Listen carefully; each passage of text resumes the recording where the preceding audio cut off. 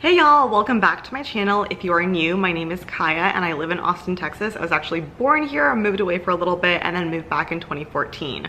I'm making this video today because I want to address a topic that is so popular right now, and it's about why I'm investing in Austin real estate.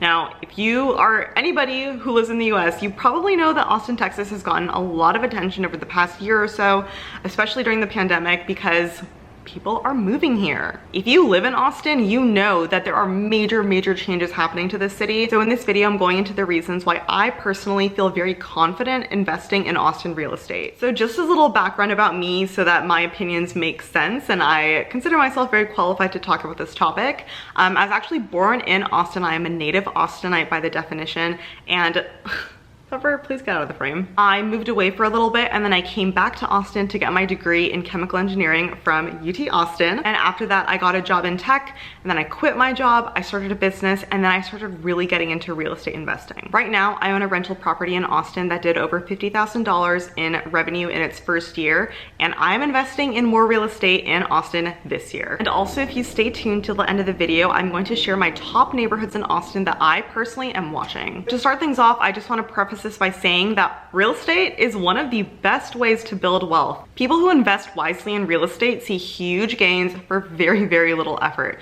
This is why real estate is often considered passive income, and I will definitely make videos about this in the future regarding passive income ideas, and why real estate is such a smart idea for people to invest in, especially in really hot markets like Austin. The biggest reason why I'm all in Austin, Texas is that Austin is rapidly appreciating and there is so much demand. And there are quantifiable ways to kind of gauge how much demand there is and how we can kind of predict the stability of this demand. In addition to being the live music capital of the world, Austin is also starting to be considered the Silicon Valley of the South. Austin has a track record for kind of incubating startups, having a very entrepreneurial spirit, but now Austin is really developing a flair for tech, and there are huge companies that are moving to Austin, specifically Tesla, that are really investing in Austin, and that's really helping the growth of Austin. So in Austin, you can find huge companies like FANG companies, like you can find Facebook/Meta, IBM, Apple, Tesla, Amazon, all these huge companies that employ thousands and thousands of people. They're all in Austin and have campuses here. Additionally, the University of Texas,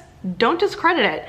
UT Austin has over 50,000 students in its population, and that's not even including faculty and staff. UT is one of those historic universities that has a sprawling presence in central Austin and even in East Austin, and there is always going to be a huge supply of students that are needing housing. So from a student perspective, there is no shortage there. Another reason that I'm so confident about Austin property values increasing and never really going down is because Austin is kind of similar to a castle with a moat around it.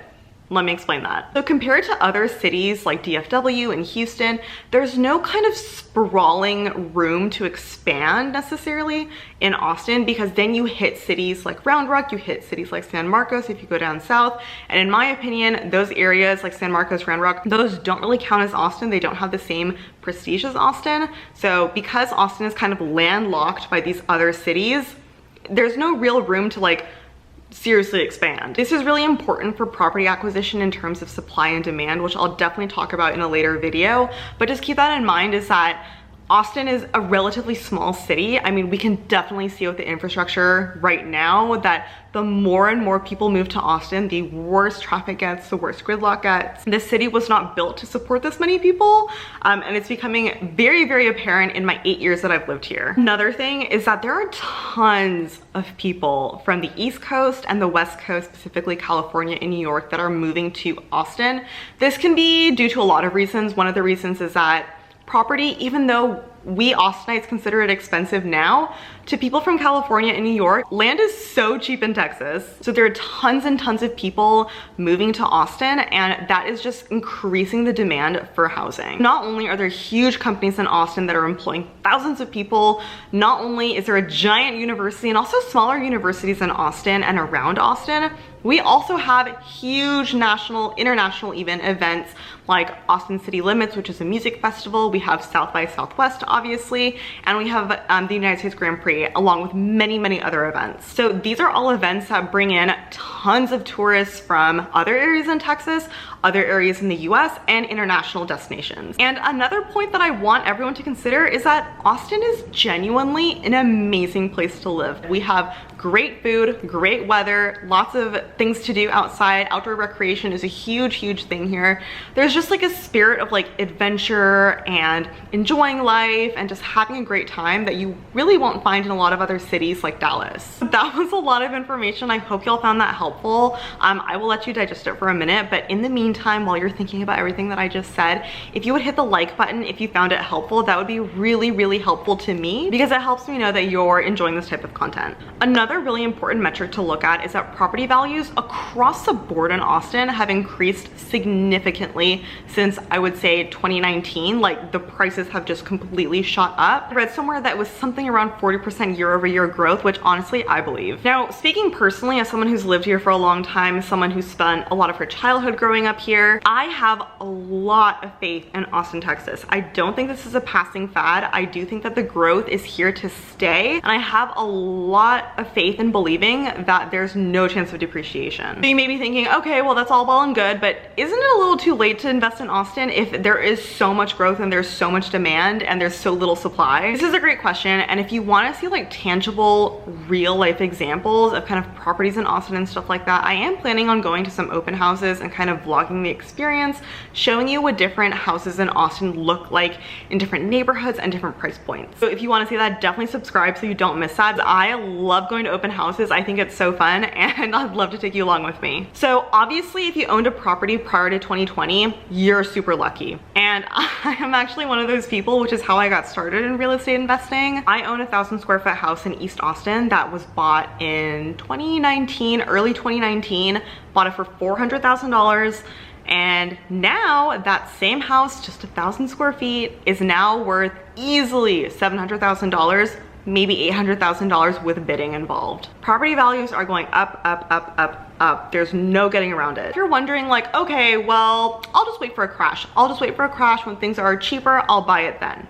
I got news for you. I don't think a crash is coming.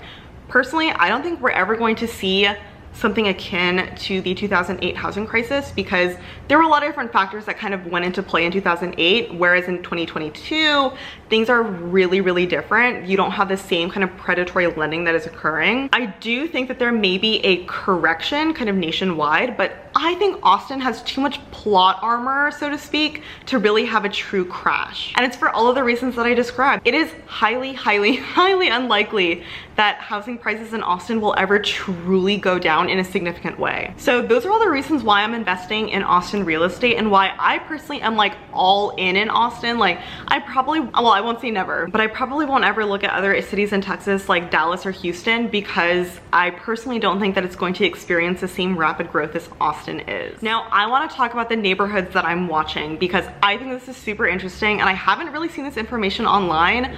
A lot of people online will just say like, oh yeah, invest in like Manor or go really, really south.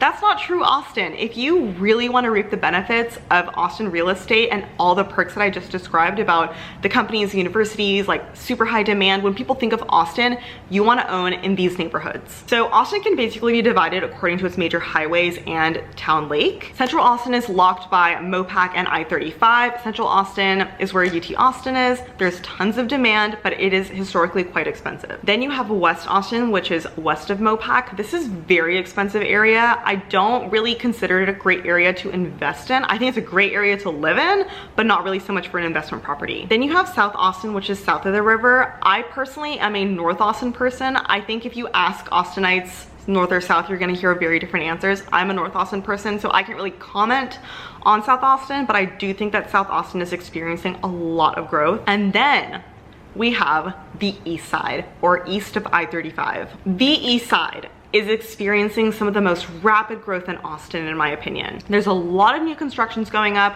or there's a lot of potential for rehabbing if BRRRR method or flipping is kind of your cup of tea. The Tesla Gigafactory is a huge factor here because 183 is a major highway that kind of connects up to the Tesla Gigafactory, and once you get on 183, it's super easy to get basically anywhere in Austin. So some specific neighborhoods on the east side that I'm watching are Eastside, University Hills, Coronado Hills, and also Windsor Park. Some other areas that I'm watching but I'm not as enthusiastic about include Defan and Cameron Industrial Park areas. They're good. They're still in the process of being developed, but I do think that they're great investments. So if you're thinking about getting into Austin real estate, I have 4 quick tips for you. 1, find an amazing realtor. You can do things on your own and Zillow and Redfin, but realtors have access to the MLS and realtors have access to pocket listings that go up before they even hit the MLS, because in Austin, Texas, if something hits the MLS, it is gone in 2 days. I personally am obsessed with my realtor. She's the best person in the world. 2, drive around and like actually see the areas for yourself. I think it's one thing to kind of look at stuff online and like get an idea of what it's like, but it's another to actually physically go there. I think it's difficult if you're out of state, but if you live in Austin, take the time and drive out there. 3, you need to set goals and be really intentional with kind of what you're looking to do in your long-term investment strategy. Are you looking for apartments and condos to lease out to students? Are you looking for multifamily homes for long-term leases? Are you looking for single-family homes for Airbnb? There are a lot of different strategies you can do. I'll go into them a little bit more in another video, but these are things that you have to be very clear about because it's really easy to get lost in the hype. And 4, run your numbers. Know your numbers inside and out, because ultimately this is business. This is investing. The numbers have to make sense. I'm definitely doing more videos about analyzing rental property cash flow and long-term equity.